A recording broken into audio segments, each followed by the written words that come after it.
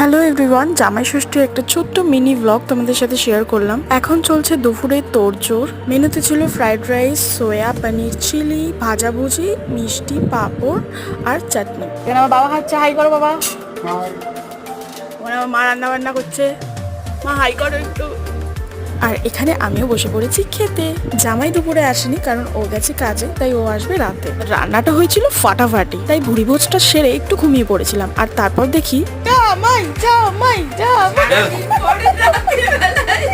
জামাই এসছে। আমি আসছি সবাই রাত 9:30টার সময়। আমি আসছি সবাই ফিরোজ আসছে জামাই ষষ্ঠীর থেকে আর আমি